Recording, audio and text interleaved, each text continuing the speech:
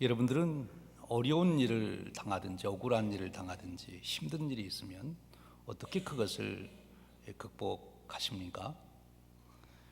지금은 조금 들어가긴 했습니다. 한때는 그 노만 빈센트 필이라고 하는 분의 글이 유행했던 적이 있는데, 제가 젊었을 때 일이죠. 아마 여러분들도 그분의 글을 한 번쯤은 읽어보시지 않았을까 싶은데, 그분은 그 파지티브 띵킹이라는 이론을 가지고 많은 사람들을 격려했어요.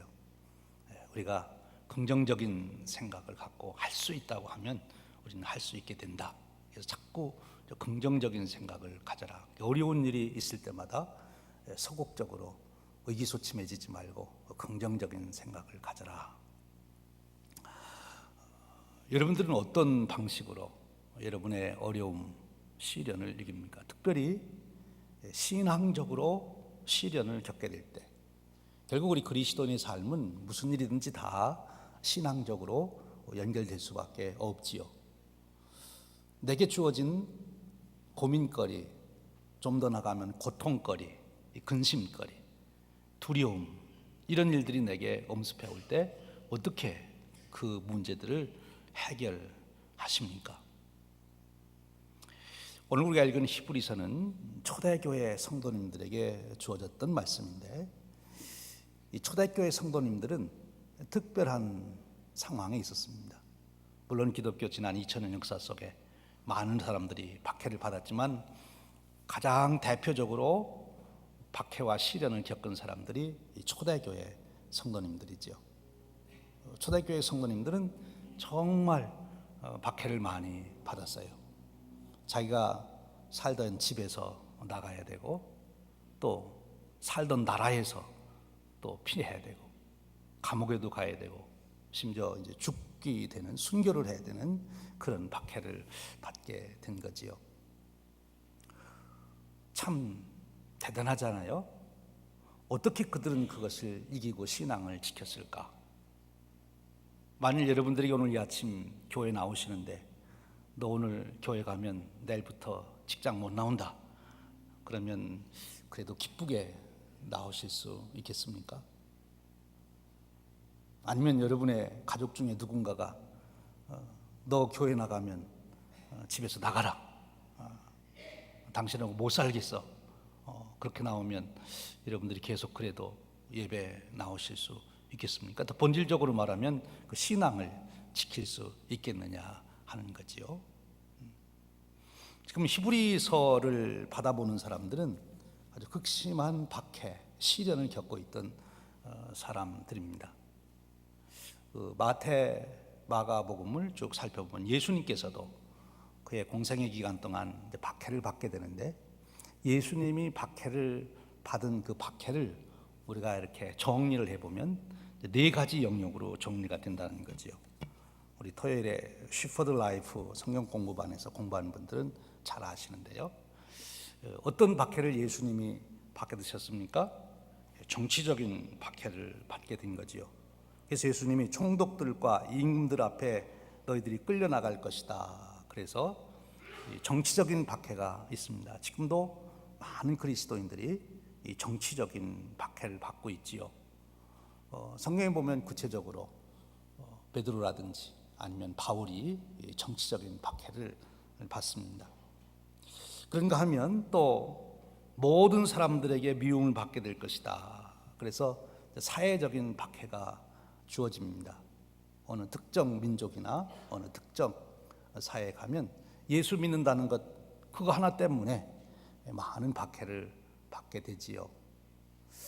또 초대교회 성도들은 종교적인 박해를 받았어요. 그들이 해당해서 책찍질을 당할 것이다. 그래서 유대인들이 어디를 가든지 가서 처음 찾아가는 곳은 해당으로 갑니다. 왜냐하면 해당에 가면 자기 동족을 만날 수 있고, 동족들이 자기들을 도와서 그 도시에서 정착할 수 있도록 도와주기도 하고, 잠시 여행을 한다 할지라도 모든 정보를 잘 얻을 수 있는 그런 곳이기 때문에 해당에 찾아가서 이제 가게 되는데, 그런데 이 지금 박해를 초기 그리스도인들이, 유대인들을 지키죠. 유대인들, 히브리서는 특별히 유대인들을 위해서 쓰여진 책인데, 지금 유대를 떠나서 사마리아로 또는 다른 소아시아로 로마로 이렇게 가게 되는데, 가면 회당을 찾아가는데 오히려 회당에 갔더니 거기서 채찍질을 했다, 출교를 당하게 되고 거기서 핍박을 당하게 되지요.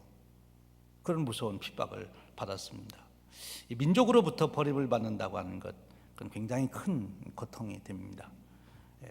실제적으로는 생활에도 많은 영향을 받지만 이 정신적으로 굉장히 어려움을 받게 되는 거죠. 그런가 하면 가장 어려운 것 중에 하나는 주님께서 이렇게 말씀하셨어요. 자기 가족들에 의해서 너희가 내어줌을 당할 것이다. 예수 믿는 사람 수색하고 잡으러 다니니까 집안 사람 중에 누군가가 여기 예수 믿는 사람이 있다고 내어주는 그런 일이 일어나게 되는 거죠. 때로는 고문을 하기 때문에, 때로는 자기 어떤 이권을 위해서 내어주는. 그래서 가족에게 핍박을 당하는 거죠. 참 어렵죠. 정치적으로 억압을 받는 것도 어렵고, 사회적인 소외를 당하는 것도 어렵지만, 민족적인 동족으로부터 피해를 입으면 정말 힘든 일이에요. 여러분들이 이민 오셔서도 제일 큰 상처가 이렇게 목회하면서 보니까, 여기 와가지고 다른 사람들한테 손해를 본 거는 잘 잊어버리시는데, 같은 우리 한인들끼리 손해를 입히고 손해 입은 것은 아주 잊지를 못하고 계시더라고요. 그러니까 이 동족으로부터 그만큼 마음을 주었는데 배신을 당하는 거니까 참 힘든 거죠. 더더욱 가족으로부터 오는 박해는 정말 힘든 것입니다. 그런데 가족으로부터도 박해를 당했어요. 이 초기 성도님들이 이런 박해를 어떻게 극복하고 더 나아가서는 이것을 이기고, 뿐만 아니라 이 박해를 통해서 오히려 복음을 증거하고, 오히려 이 박해를 통해서 더 복음의 확산을 빨리 가져오게 하는 그런 역사를 이룰 수 있었을까요? 그것이 바로 오늘 우리들도 배워야 될 점이죠. 오늘 우리가 예수 믿는 것 때문에, 신앙생활하는 것 때문에 여러 일로 박해를 당하게 되는데, 우리는 박해를 당하지 아니할 수가 없어요. 왜냐하면 이 박해는 외적으로는, 환경적으로는 사람에 의해서 주어지는 거지만, 그 사람을 조종하는 악한 영이 있기 때문에 그런 거죠. 즉 사탄이 어떻게 해서라도 복음의 확산을 막으려고, 아니면 믿는 자들을 어떻게 해서라도 낙심시켜서 복음 증거를 하지 못하도록, 그리스도인들답게 살지 못하도록 하는 것이 사탄의 전략이기 때문에, 우리가 예수를 믿는 한 내가 아무리 착하게 살고 바르게 살고 선을 베풀고 사랑을 베풀어도 그것으로 계속 환영받을 수 없다는 거예요. 반드시 거기에는 악한 영, 사탄의 역사가 있어서 우리가 아무리 선하게, 아무리 사랑을 베풀고 살아도 그리스도인들에게는 박해와 시련이 있다고 하는 것, 이것을 기억하는 거예요. 여러분, 예수님이 무슨 흠이 있으십니까? 그런데 예수님이 박해를 받았거든요. 사람이야 뭐 부족한 게 있고 미약한 게 있어서 실수도 할 수 있고 그렇다지만, 예수님은 그러신 분이 아니거든요. 예수님이 잘못한 일이 뭐가 있습니까? 병든 사람 고쳐주고 귀신 내어 쫓고 정말 귀한 일 해주셨는데, 그런데도 박해를 받는데, 예수님도 누구에게까지 박해를 받은 적이 있어요? 자기 가족들에게까지 예수님도 박해를 받은 적이 있어요. 그러니까 우리가 그리스도인으로서 산다고 할 때 내게 다가오는 시련, 시험, 박해는 피할 수 없는 것입니다. 그럼 우리는 어떻게 해야 되느냐? 그 박해, 시련을 당할 때 우리가 그것을 극복할 뿐만 아니라 그것을 통해서 하나님의 은혜와 사랑을 드러내고, 더 나아가 하나님 나라를 확장시키는 기회로 삼아야 된다는 것이죠. 어떻게 그것이 가능합니까? 바로 히브리서는 그 비밀을 우리에게 가르쳐 주시고 있는 거예요. 그래서 히브리서 1장 1절은 이렇게 시작을 합니다. 옛적의 선지자들을 통하여 여러 부분과 여러 모양으로 우리 조상들에게 말씀하신 하나님이 이 모든 날 마지막에는 아들을 통하여 우리에게 말씀하셨으니, 지금 히브리서가 핍박을 당하고 있는 환난 중에 있는 성도들에게 제일 먼저 꺼낸 말씀은 뭔가 하면 예수님을 바라보라. 예수님 생각, 예수님을 꺼낸 거예요. 예수님. 여러분, 우리가 환난과 시련에 있을 때 우리가 무엇을 생각하느냐가 참 중요합니다. 내가 어려운 일을 당하면 그 어려운 일도 물론 생각해야 되지만 그 어려운 일을 내 마음에 품고 그것을 묵상하기 시작하면 그 어려운 일은 수렁과 같아서, 늪과 같아서 내가 거기에 빠지면 더 빠지는, 그것을 생각하면 생각할수록 더 깊게 빠져서 낙심하게 되고 내 심령이, 내 감정이 상하게 된다는 거지요. 그러면 그런 문제가 올 때 우리가 무엇을 생각해야 되느냐? 예수님을 생각하라는 거예요. 사탄은요, 우리에게 와서 제일 먼저 하는, 우리를 시험 들게 하는 일이 뭔가면 우리의 관심을 바꿔놓으려고 그러는 거예요. 예수님이 세례받으시고 성령 임하시고 이제 공생애를 시작하셔야 되는데, 공생애를 시작하기에 처음에 무엇을 하십니까? 기도로 준비하시죠. 어디 가서요? 광야에 나가서 40일 동안 기도로 준비하러 나가셨는데, 그때 누가 거기에 찾아옵니까? 사탄이 찾아와요. 사탄이 찾아와서 지금 예수님은 무슨 생각만 하고 있는 거예요? 40일 금식 기도하면서 내가 어떻게 메시아 사역을 감당할 수 있을까? 하나님의 뜻이 무엇인가? 내가 어떻게 이 메시아 사역을 이룰까? 이 생각을 하고 있는데 사탄이 와가지고 예수님의 생각을 바꾸려고 그러는 거예요.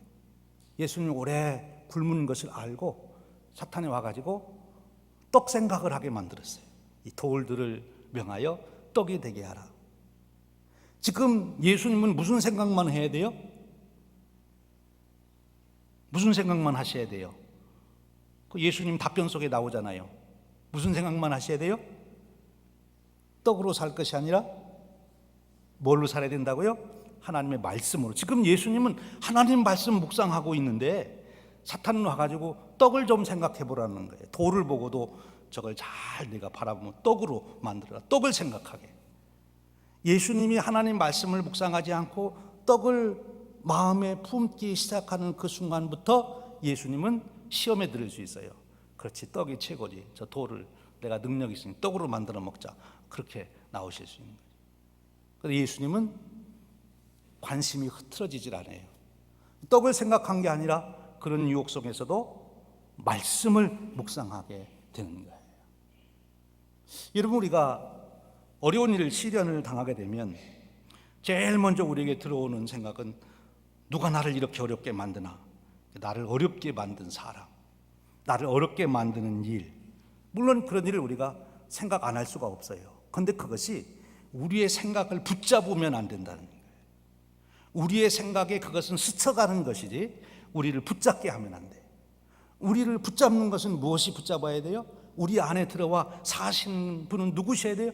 예수님이 우리 안에 사셔야 돼요.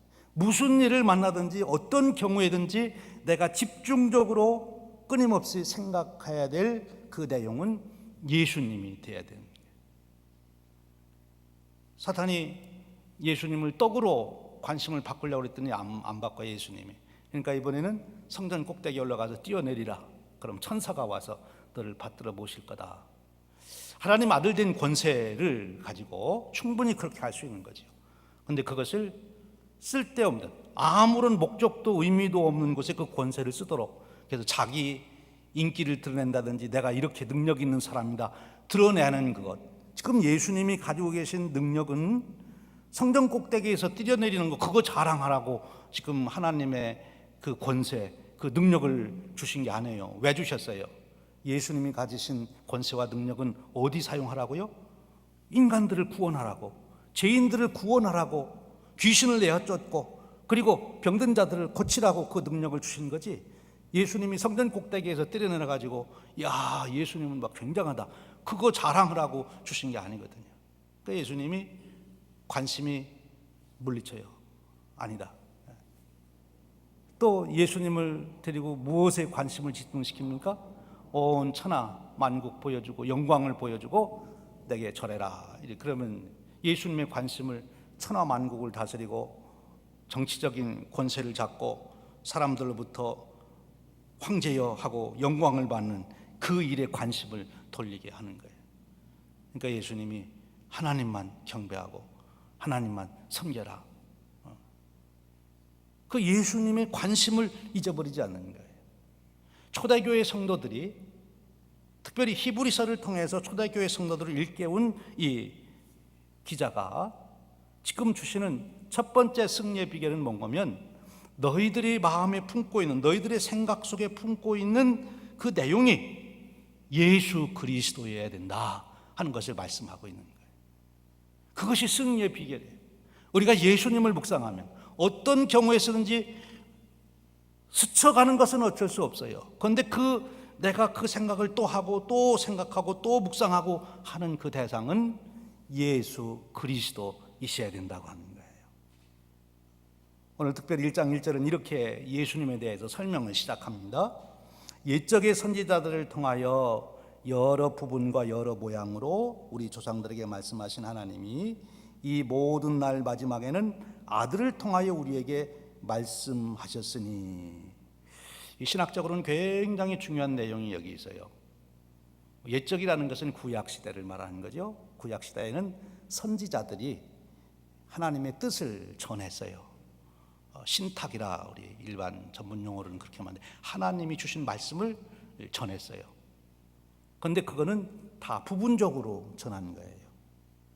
역사는 점진적이에요. 그래서 역사가 흐르면서 선지자들이 그때그때 시대에 일어나는 일들을 통해서 하나님의 뜻이 무엇인지를 부분적으로 이렇게 보여줬는데, 그것만 가지고도 참 잘 들으면 하나님의 뜻을 이어갈 수 있는데, 이제 마지막 날에는 이것은 종말론을 말하는 것입니다. 그래서 역사와 종말, 이것을 지금 이 히브리서는 대체하고 있는데 굉장히 중요한 내용이에요. 오늘 그 얘기를 다 할 수 없지만, 구약은 역사를 통해서 점진적으로 하나님의 뜻이 계시됐다면, 이제 예수님을 통해서는 종말론적인 그 말씀을 지금 주시고 있는 거예요. 완성된 말씀, 온전한 말씀. 그러니까 이제 예수 그리스도는 더 이상 다른 필요가 없어요. 이사야의 선지자가 가시면 에레미야가 와야 되고, 에레미야 또 같이 예스겔도 있어야 되고, 그런데 이제 그렇게 주신 것이라 예수님 한 분이면 모든 것이 다 완벽하게 끝나는 거예요. 그러니까 우리는 예수님만 묵상하면 된다는 거죠. 예수님이 종말적 계시자다 이렇게 말씀해요. 예수님을 통해서 하나님은 온전한 뜻을 다 드러내시니까 예수님만 붙들고 있으면 하나님의 뜻을 온전하게 알 수 있게 되는 거지요. 그러시면서 예수님을 이제 계속 소개해요. 왜 예수님을 묵상해야 되는가? 예수님이 누군지를 알아요. 우리가 믿음이 좋다는 게 뭐예요? 예수님 잘 믿는 건데, 예수님 잘 믿는다는 게 뭐예요? 열심만 내는 것이 아니라 예수님이 누구신지를 알아야죠. 예수님이 무엇을 하시는 분인지를 알고 그 예수님을 내가 믿는 것, 그것이 바른 믿음이고 그것이 흔들리지 않는 믿음. 예수님을 많이 알면 많이 알수록 뿌리가 많은 나무가 바람이 불어도 흔들리지 않는 것처럼, 어떤 시련과 어떤 유혹 앞에서도 예수님을 많이 알면 많이 알수록 그만큼 더 견고하게 서 있을 수 있는 거예요. 뿌리가 하나밖에 없는 나무는 바람 불으면 쉽게 넘어가요. 그런데 뿌리가 많은 나무는 넘어가질 않지요. 우리가 예수님을 알 때 한마디로 예수님을 아는 게 아니라, 최소한 여러분 이제는 히브리서가 증거하는 만큼 예수님을 알 수 있도록 여러분들이 그 히브리서를 통해서 예수님을 묵상하셔야 된다는 거죠. 오늘 우리 히브리서 다 공부할 수는 없는데, 오늘 본문에 의해서만 우리가 한번 살펴보면 그것만이라도 얼마나 큰 우리에게 힘과 은혜가 되는지 모릅니다. 이제 2절 보십시오. 이 모든 날 마지막에는 이 종말론적인 말씀을 하시는 거예요. 아들을 통하여 우리에게 말씀하셨으니, 하나님께서 예수님을 아들이라고 칭호해 주시는 거예요. 예수님이 하나님의 아들이다, 이 한 가지 사실만으로도 얼마나 놀라운 역사인지 몰라요. 지금 히브리서를 읽는 사람들은 대부분 구약 성경에 익숙한 사람들이거든요. 선지자들을 굉장히 귀하게 여기는 사람들이에요. 선지자의 말씀 그러면은 옳은 말씀으로 받는 사람들인데, 선지자들이 부분적으로 전한 것도 그런데, 선지자들은 종이나 모세가 선지자의 대표인데 종에 불과한데, 예수님은 아들이란 말이에요. 그러니까 예수님이 주시는 말씀, 그게 얼마나 귀한 것인지를 우리가 알게 됩니다. 그리고 뭐라고 말씀하십니까? 만유의 상속자로 세우시고, 만유, 온 우주 만물의 상속자다. 상속자라고 하는 말은 무슨 말입니까? 온 우주 만물의 주인이 되신다는 거예요. 하나님이 아버지가 주인이신데 그것을 예수님이 다 상속했다는 말은 우리의 경험을 통해서, 우리의 이해력을 가지고 생각해 보면 하나님이 가진 모든 권세를 예수님도 그대로 가지고, 예수님이 상속자니까 예수님이 주인이신 거예요. 만유의 주인 되시는 예수님이시라는 거예요. 만유의 주인 되신 예수님을 내가 지금 의지하고 내가 믿고 있는 거지요. 로마 황제 믿고 있는 게 아니에요. 잠시 살다가 죽고 없어지는, 그저 겨우 로마 나라 지배하는 그런 황제를 믿는 것이 아니라 만유, 인간들만이 아니라 자연 만물, 온 우주 세계를 다 주관하시는 권세를 가지신 분, 예수님이 그러신 분이라는 거예요. 여러분, 그렇게 위대하신, 그렇게 크신 우리 주님 앞에 서보신 적이 계십니까? 그런 주님 앞에 서게 될 때 우리는 정말 담대해지고, 정말 내 눈앞에 보이는 작은 풍랑을 다 초월할 수 있게 되는 거예요. 그 위대하신 예수님 앞에 여러분들이 한번 서셔야 됩니다. 어떻게 설 수 있어요? 그 예수님을 묵상해야 돼요. 언뜻 스쳐가는 생각으로 예수님을 생각하시지 말고 예수님을 정말 묵상하시는, 구체적인 방법 중에 이런 방법도 있어요. 우리가 그랜드 캐년을 가서 그랜드 캐년을 보고 야 굉장하다 그러지 말고, 그랜드 캐년을 조금 후에 나옵니다만 그것을 만드시고 그것을 주관하시고 역사하시는 그 주님이 거기 서 있는 것을 한번 보시란 말이에요. 가을에 하늘이 높아가고 밤하늘에 별들이 반짝이는데 그 별들을 바라보면 참 별들이 신기하다 그러시지 말고, 그 별들을 지금 다 운행하시고 창조하셔서 운행하시는 그 주님이 거기 계심을 한번 바라보란 말이에요. 그 주님을 바라보면 지금 내 삶에서 일어나는 여러 일들이 별거 아닌 거예요. 별거 아니면 이길 수 있어요, 없어요? 여러분들이 왜 그렇게 잠 못 자고 힘들고 고민하고 왜 그러십니까? 그 일이 굉장히 큰 일이니까. 내 운명을 좌우할 만큼 큰 일이고, 정말 내가 이것 때문에 큰일 났구나, 그러니까 큰일 난 거고, 그러니까 힘든 거고, 그렇게 큰 문제를 지고 있으니 어려운 거예요. 그런데 그 우주를 창조하시고 운행하시는 주님 앞에서 그 문제를 보니까 그 문제가 아무것도 아니야. 문제가 아무것도 아니니까 안 힘든 거예요. 문제가 크니까 힘들지, 문제가 아무것도 아니니까 안 힘드는 거지요. 그러니까 안 힘들으니까 이길 수 있지요. 넘어갈 수 있는 것이고. 왜 못 넘어가요? 너무 문제가 커서 못 넘어가는 거예요. 태산을 보고 못 넘어가는 것은 태산이 너무 높으니까. 그런데 그 태산을 창조하시고 그것을 지키시고 다스리시는 우리 주님이 거기 계신 것을 보면 태산이 작아 보여요. 그러면 넘을 수 있는 거예요. 모든 세계를 지으셨느니라. 모든 것을 창조하신 예수님이신 거예요. 3절에는 이렇게 말해요. 이는 하나님의 영광의 광채시요 그 본체의 형상이시라. 이 말씀은 히브리적인 표현이지만 한마디로 말하면 예수님은 곧 하나님이시다는 거예요. 그러니까 히브리인들에게 있어서 하나님은 절대자, 절대 주권자이신데 바로 예수님이 그러시다는 거예요. 여러분, 절대 주권자이신, 절대자이신 예수님이 여러분들이 의지하는 분이시라고 한번 깊이 생각해 보세요. 깊이 생각해 보세요. 제가 어렸을 적에 국민학교 다닐 때 우리 반에 한 애가 있었는데, 걔는 아무도 우리 반에서 무서운 게 없어요. 걔가 싸움도 잘 못 하는데 그냥 그래요. 왜 그런가 봤더니 6학년에 형이 있어. 그래가지고 무슨 일만 있으면 쪼르르 달려가지고 형을 불러오는 거야.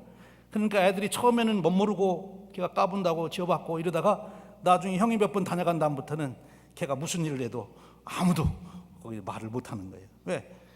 그러니까 걔는 아주 그렇게 당당할 수가 없어요. 다른 애들 있으면 저리 가라고 그러고, 책상도 막 그림 이만큼 선 그려놓고 옆에 있는 애는 요만큼 쓰게 하고 저는 이만큼 다 쓰고. 왜 그렇게 힘이 나 했더니 6학년 형이 있어. 여러분, 예수님께서 우주를 창조하신 그분께서 내가 의지하시는 분이고 나를 지키시는 분이시라고 하는 그 확신이 내게 와야 되는데, 언제 감춰졌던 예수님이 내게 그렇게 선명하게 드러나느냐? 예수님을 묵상할 때 그런 거예요. 예수님을 묵상하면 예수님이, 흐릿했던 예수님이 점점 내게 확신으로 다가오게 되는 거예요. 그럼 예수님을 묵상하는 구체적인 방법이 뭐예요? 찬송하는 거.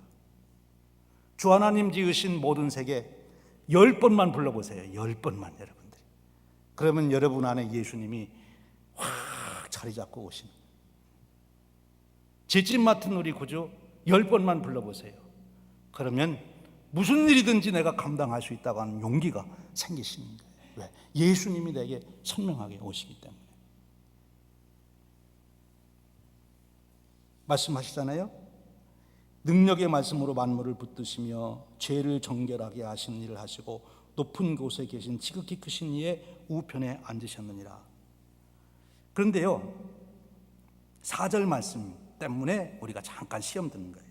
그가 천사보다 훨씬 뛰어남은 그들보다 더욱 아름다운 이름을 기업으로 얻으심이니, 이 천사와 지금 비교하고 있는데 천사보다 훨씬 뛰어나다고 그랬는데, 이제 2장 5절 이하에 쭉 가보면 천사보다 조금 못하게 예수님을 하신 적이 있으세요.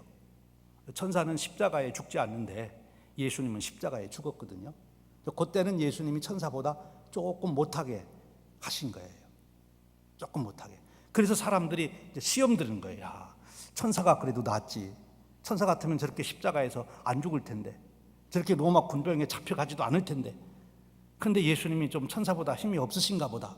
이렇게 이제 오해를 한 거지요. 그게 시험 드는 거예요. 우리도 무슨 일을 당하면 예수님도 이 문제는 해결하지 못할 거야. 그래서 우리가 시험 드는 거예요. 예수님이 넉넉히 이 문제를 감당해 주시리라고 믿으면 걱정할 것이 없는데. 그런데 여기 놀라운 비밀을 말씀하세요. 왜 예수님이 그럼 천사보다 조금 못하게 한순간 그렇게 하셨느냐? 그것은 놀라운 하나님의 신비가 있는 거예요. 그것을 통해서 우리의 죄를 대속하시려고 그러셨다는 거예요. 실제로 그런 것이 아니라, 실제로 예수님이 천사보다 못하신 게 아니라 우리의 죄를 대속하시려고 그 훨씬 뛰어나신 예수님이 천사보다 조금 못하게 잠깐 동안 보이신 적이 있다는 거예요. 고난을 당하시고 십자가에 죽으시는. 그것을 통해서 지금 이 히브리서 기자는 한 가지 더 중요한 말씀을 이게 던져주시는데, 그것은 뭐냐면 예수님은 이렇게 능력이 많으신 분이다. 창조주시고 하나님 우편에 앉아 계시고 하나님과 같은 그 능력이 계실 뿐만 아니라 그분은 우리를 위해서 생명을 내어주시고 그 높은 자리에서 내려오셔서 우리를 돌봐주시기 위해서 찾아오신 그 사랑이 많으신 분이시라는 거예요. 그러니까 여러분들이 십자가를 지는 것과 같은, 여러분들이 어떤 죄와 허물과 부족함에 있을 때에도 예수님은 그곳까지 찾아오셔서 여러분들을 구원해 주시는 분이시라는 거예요. 할렐루야. 그러니 왜 죄짐 맡은 우리 구주가 계신데 왜 주님께 구하지 않느냐 하는 거예요. 내 연약함을 아시는 주님이 있는데 왜 그분에게 그 연약함을 맡기지 않고 혼자 그것을 지고 애쓰고 있느냐. 지금 초대교인들이 환난과 핍박과 이 어려움을 당하고 있는데, 이들이 시험 드는 건 환난과 핍박의 문제가 아니라 이 문제를 예수님도 해결하실 수 없을 거야. 그게 문제인 거예요. 예수님은 모든 것을 해결하실 수 있는 창조주십니다. 만유의 주십니다. 뿐만 아니라 그 능력 많으신 분이 나를 위해서 십자가를 지실 만큼 내게 가까이 찾아오신 분이세요. 내가 아직 죄인 되었을 때, 그때 주님은 내게 오셔서 내 죄를 담당하시겠다고, 내 허물을 대신 갚아주시겠다고 우리를 찾아오시는 사랑의 주님이시라는 거예요. 그러니 내 사정 안 들어줄 이유가 뭐가 있겠어요? 그러니 내 모든 사정 해결하실 수 있는 그분, 내 모든 사정을 들어주시는 사랑이 있으신 그분을 내가 묵상하라는 것입니다. 여러분, 환난 시험 당할 때, 시련이 올 때, 인생에 어떤 어려움이 있을 때 승리할 수 있는 절대 승리의 방법이 있어요. 그것은 절대 승리자 예수님을 모시는 것입니다. 어떻게 모신다고요? 예수님을 바라봐야 돼요. 히브리서 12장 2절이 히브리서의 키워드가 있는 말씀인데, 우리 주 예수 그리스도를 생명의 주여 온전케 하시는 이인 예수를 바라보자, 그렇게 말씀하고 있어요. 예수를 바라보자. 구체적으로 어떻게 예수를 바라본다고 그랬어요? 앉아서 예수님을 묵상할 수 있어요. 성경 말씀을 읽으면서 예수님은 무슨 일을 하셨나 헤아려 볼 수 있어요. 또 방법은 찬송하는 거예요. 여러분, 찬송가를 한번 펴셔가지고 찬송 한 찬송당 10번씩 한번 불러보세요. 무슨 찬송이 있는지도 한번 부른 다음에 잊어버리게 그렇게 부르셔서는 안 되고, 그러면 예수님이 누군지 몰라요. 찬송을 부르고 불러서 다 외우고 그 찬송이 내 마음에 쌓일 때까지 찬송을 10번, 20번씩 불러보세요. 그러면 주님이 여러분들에게 확실하게 나타나십니다. 그리고 주님이 여러분과 동행하시고 여러분의 인생을 인도해 주시는 거예요. 또 하나의 방법은 기도하는 거예요. 주님, 제가 이렇습니다. 이런 형편에 있습니다. 주님, 저를 긍휼히 여겨주시옵소서. 주님께 깊이 기도하세요. 그럼 주님께서 오십니다. 아니, 이미 옆에 와 계셨는데 못 보았는데 이제 주님이 여러분의 눈에 영안이 열려서 환하게 주님이 보이십니다. 주님을 느끼게 되십니다. 그러면 승리하게 되는 거예요. 여러분 앞에 있는 태산보다 더 크신 주님께서 그 곁에 함께 계심을 볼 수 있는 영안이 열리시기를 주님의 이름으로 축원드립니다. 기도하겠습니다. 하나님 아버지, 우리를 긍휼히 여겨 주시니 감사합니다. 우리가 뉴스를 들을 때도 우리를 두렵게 만들고, 우리 주위에서 일어나는 일들을 살펴봐도 두려움이 있고, 내 자신만 바라봐도 앞으로 살아갈 날이 참으로 암담할 때가 많습니다. 이제 우리의 눈을 열어주시옵소서. 우리와 함께 계시는 주님을 보시게 하시고, 우리가 부를 때 속히 달려오시는 주님을 보게 하시고, 주님을 묵상하고 주님을 바라봄으로 우리에게 직면한 모든 일들을 능히 이기고 극복할 수 있는 믿음의 능력자들이 되도록 은혜 베풀어 주시옵소서. 우리 주님 예수 그리스도의 이름으로 기도하옵나이다. 아멘.